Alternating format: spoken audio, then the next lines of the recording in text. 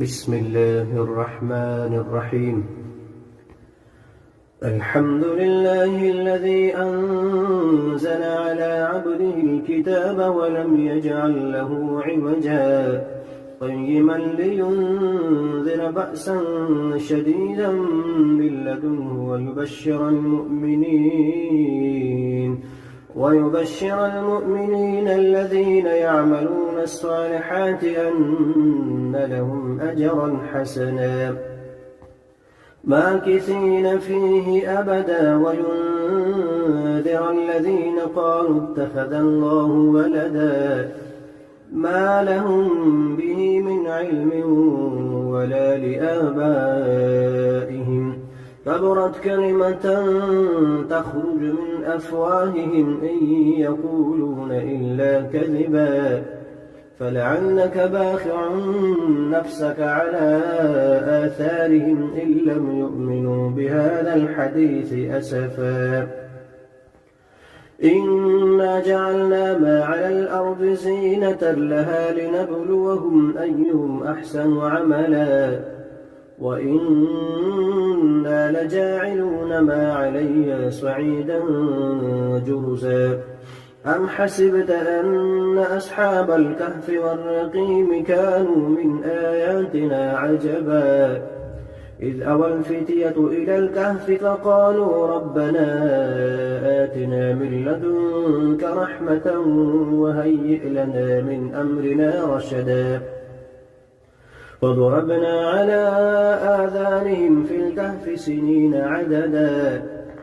ثم بعثناهم لنعلم أي الحزبين أحصى لما لبثوا أمدا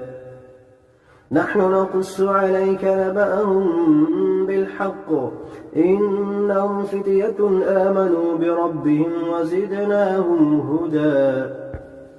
وربطنا على قلوبهم إذ قاموا فقالوا ربنا رب السماوات والأرض لن ندعو من دونه إلها لقد قلنا إذا شططا هؤلاء قوم اتخذوا من دونه آلهة لولا يأتون عليهم بسلطان بين فمن أظلم ممن افترى على الله كذبا وإذ اعتزلتموهم وما يعبدون إلا الله فأووا إلى الكهف ينشر لكم ربكم من رحمته ويهيئ لكم من أمركم مرفقا وترى الشمس إذا طلعت تزاور عن كهفهم ذات اليمين وإذا غابت تقرضهم ذات الشمال وهم في فجوة منه ذلك من آيات الله من يهد الله فهو المهتد ومن يضلل فلن تجد له وليا مرشدا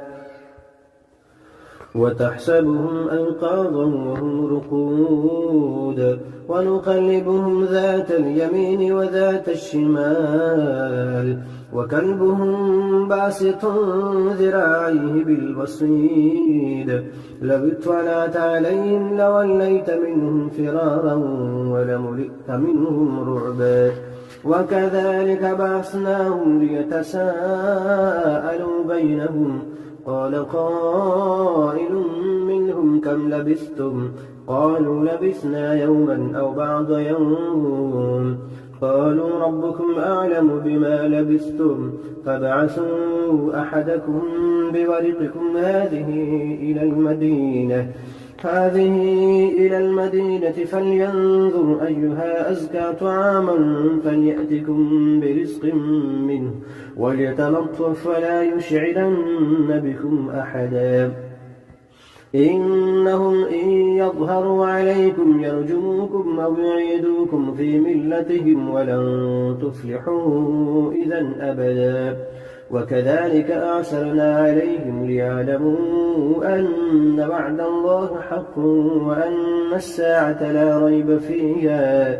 إذ يتنازعون بينهم أمرهم فقالوا بنوا عليهم بنيانا ربهم أعلم بهم قال الذين غلبوا على أمرهم لنتخذن عليهم مسجدا سيقولون ثلاثة رابعهم كلبهم ويقولون خمسة سادسهم كلبهم رجما بالغيب ويقولون سبعة وثامنهم كلبهم قل ربي أعلم بعدتهم ما يعلمهم إلا قليل فلا تمار فيهم إلا مراء ظاهرا ولا تستفت فيهم منهم أحدا ولا تقولن لشيء إني فاعل ذلك غدا إلا أن يشاء الله واذكر ربك إذا نسيت وقل عسى أن يهديني ربي لأقرب من هذا رشدا ولبثوا في كهفهم 300 سنين وازدادوا 9 قل الله أعلم بما لبثوا له غيب السماوات والأرض أبصر به وأسمع ما لهم من لدونه من ولي ولا يشرك في حكمه أحدا واتل ما أوحي إليك من كتاب ربك لا مبدل لكلماته ولن تجد من دونه ملتحدا واصبر نفسك مع الذين يدعون ربهم بالغداة والعشي يريدون وجهه ولا تعد عيناك عنهم تريد زينة الحياة الدنيا ولا تطع من أغفلنا قلبه عن ذكرنا واتبع هواه وكان أمره فرطا وقل الحق من ربكم فمن شاء فليؤمن ومن شاء فليكفر إنا أعتدنا للظالمين نارا أحاط بهم سرادقها وإن يستغيثوا يغاثوا بماء كالمهل يشوي الوجوه بئس الشراب وساءت مرتفقا إن الذين آمنوا وعملوا الصالحات إنا لا نضيع أجر من أحسن عملا أولئك لهم جنات عدن تجري من تحتهم الأنهار يحلون فيها من أسابر من ذهب ويلبسون ثيابا خضرا من سندس واستبرق متكئين فيها على الأرائك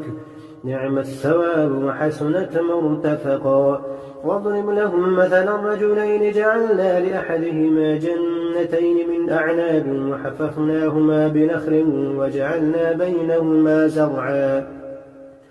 كلتا الجنتين آتت أكلها ولم تظلم منه شيئا وفجرنا خلالهما نهرا وكان له ثمر فقال لصاحبه وهو يحاوره أنا أكثر منك مالا وأعز نفرا ودخل جنته وهو ظالم لنفسه قال ما أظن أن تبيد هذه أبدا وما أظن الساعة قائمة ولئن رددت إلى ربي لأجدن خيرا منها منقلبا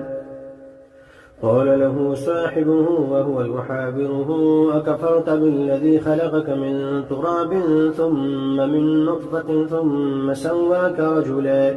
لكن هو الله ربي ولا أشرك بربي أحدا ولولا إذ دخلت جنتك قلت ما شاء الله لا قوة إلا بالله إن ترني أنا أقل منك مالا وولدا فعسى ربي أن يؤتيني خيرا من جنتك ويرسل عليها حسبانا من السماء فتصبح صعيدا زلقا أو يصبح ماؤها غورا فلن تستطيع له طلبا وأحيط بثمره فأصبح يقلب كفيه على ما أنفق فيها وهي خابية على عروشها ويقول يا ليتني لم أشرك بربي أحدا ولم تكن له فئة ينصرونه من دون الله وما كان منتصرا هنالك الولاية لله الحق هو خير ثوابا وخير عقبا واضرب لهم مثل الحياة الدنيا كماء إن أنزلناه من السماء فاختلط به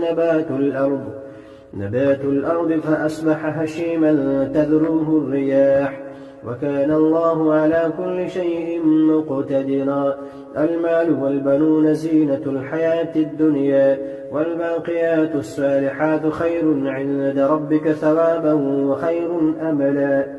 ويوم نسير الجبال وترى الأرض بارزة وحشرناهم فلم نغادر منهم أحدا وعرضوا على ربك صفا لقد جئتمونا كما خلقناكم أول مرة بل زعمتم أن لن نجعل لكم موعدا ووضع الكتاب فترى المجرمين مشفقين مما فيه ويقولون يا ويلتنا ما لهذا الكتاب لا يغادر صغيرة ولا كبيرة إلا أحصاها ووجدوا ما عملوا حاضرا ولا يظلم ربك أحدا وإذ قلنا للملائكة اسجدوا لآدم فسجدوا إلا إبليس كان من الجن ففسق عن أمر ربه أفتتخذونه وذريته أولياء من دوني وهم لكم عدو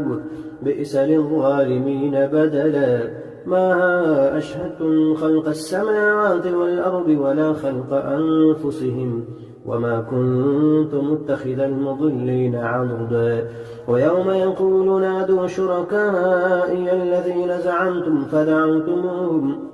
فدعوهم ولم يستجيبوا لهم وجعلنا بينهم موبقا ورأى المجرمون النار فظنوا أنهم مواقعوها ولم يجدوا عنها مصرفا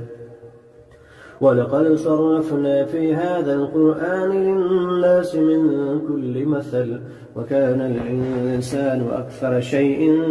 جدلا وما منع الناس أن يؤمنوا إذ جاءهم الهدى ويستغفروا ربهم إلا أن تأتيهم سنة الأولين أو يأتيهم العذاب قبلا وما نرسل المرسلين إلا مبشرين ومنذرين ويجادل الذين كفروا بالباطل ليدحضوا به الحق واتخذوا آياتي وما أنذروا هزوا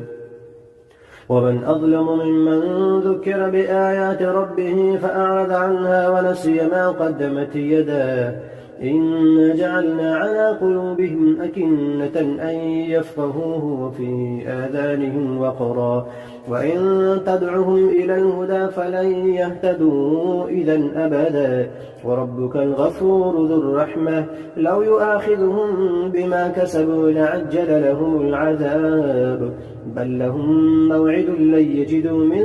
دونه موئلا وتلك القرى أهلكناهم لما ظلموا وجعلنا لمهلكهم موعدا وإذ قال موسى لفتاه لا أبرح حتى أبلغ مجمع البحرين أو أمضي حقبا فلما بلغا مجمع بينهما نسيا حوتهما فاتخذ سبيله في البحر سربا فلما جاوزا قال لفتاه آتنا غداءنا لقد لقينا من سفرنا هذا نصبا قال أرأيت إذ أوينا إلى الصخرة فإني نسيت الحوت وما أنسانيه إلا الشيطان أن أذكره واتخذ سبيله في البحر عجبا قال ذلك ما كنا نبغي فارتد على آثارهما قصصا فوجدا عبدا من عبادنا آتيناه رحمة من عندنا وعلمناه من لدنا علما قال له موسى هل أتبعك على أن تعلمني مما علمت رشدا قال إنك لن تستطيع معي صبرا وكيف تصبر على ما لم تحط به خبرا قال ستجدني إن شاء الله صابرا ولا أعصي لك أمرا قال فإن اتبعتني فلا تسألني عن شيء حتى أحدث لك منه ذكرا فانطلقا حتى إذا ركبا في السفينة خرقها قال أخرقتها لتغرق أهلها لقد جئت شيئا إمرا قال ألم أقل إنك لن تستطيع معي صبرا قال لا تؤاخذني بما نسيت ولا ترهقني من أمري عسرا فانطلقا حتى إذا لقيا غلاما فقتله قال أقتلت نفسا زكية بغير نفس لقد جئت شيئا نكرا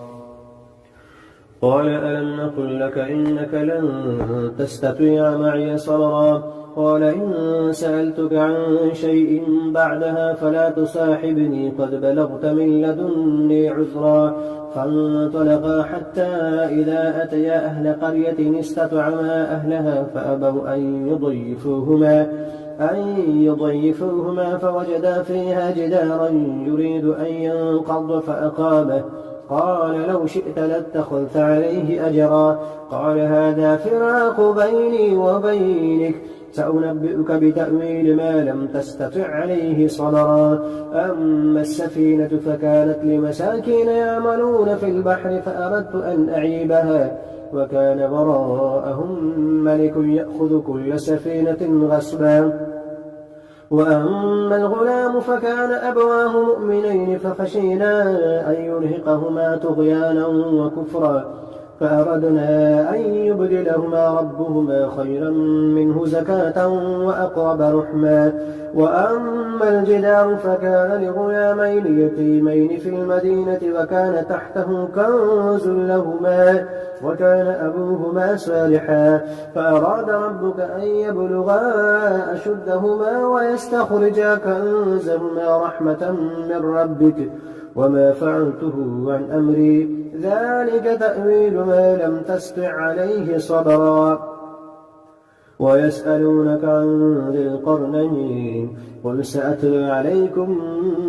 منه ذكرا إنا مكنا له في الأرض وآتيناه من كل شيء سببا فأتبع سببا حتى إذا بلغ مغرب الشمس وجدها تغرب في عين حمئة ووجد عندها قوما قلنا يا ذا القرنين إما أن تعذب وإما أن تتخذ فيهم حسنا قال أما من ظلم فسوف نعذبه ثم يرد إلى ربه فيعذبه عذابا نكرا وأما من آمن وعمل صالحا فله جزاء الحسنى وسنقول له من أمرنا يسرا ثم أتبع سببا حتى إذا بلغ مطلع الشمس وجدها تطلع على قوم لم نجعل لهم من دونها سترا كذلك وقد أحطنا بما لديه خبرا ثم أتبع سببا حتى إذا بلغ بين السدين وجد من دونهما قوما لا يكادون يفقهون قولا قالوا يا ذا القرنين إن يأجوج ومأجوج مفسدون في الأرض فهل نجعل لك خرجا على أن تجعل بيننا وبينهم سدا قال ما مكنني فيه ربي خير فأعينوني بقوة أجعل بينكم وبينهم ردما آتوني زبر الحديد حتى إذا ساوى بين الصدفين قال انفخوا حتى إذا جعله نارا قال آتوني أفرغ عليه قطرا فما استطاعوا أن يظهروه وما استطاعوا له نقبا قال هذا رحمة من ربي فإذا جاء وعد ربي جعله دكاء وكان وعد ربي حقا وتركنا بعضهم يومئذ يموج في بعض ونفخ في السور فجمعناهم جمعا وعرضنا جهنم يومئذ للكافرين عرضا الذين كانت أعينهم في غطاء عن ذكري وكانوا لا يستطيعون سمعا أفحسب الذين كفروا أن يتخذوا عبادي من دوني أولياء إنا أعتدنا للكافرين نزلا قل هل ننبئكم بالأخسرين أعمالا الذين ضل سعيهم في الحياة الدنيا وهم يحسبون أنهم يحسنون صنعا أولئك الذين كفروا بآيات ربهم ولقائه فحبطت أعمالهم فلا نقيم لهم يوم القيامة وزنا إن الذين آمنوا ذلك جزاؤهم جهنم بما كفروا واتخذوا آياتي ورسلي هزوا إن الذين آمنوا وعملوا الصالحات كانت لهم جنات الفردوس نزلا خالدين فيها لا يبغون عنها حولا قل لو كان البحر مدادا لكلمات ربي لنفد البحر قبل أن تنفد كلمات ربي ولو جئنا بمثله مددا قل إنما أنا بشر مثلكم يوحى إلي أنما إلهكم إله واحد فمن كان يرجو لقاء ربه فليعمل عملا صالحا ولا يشرك بعبادة ربه أحدا.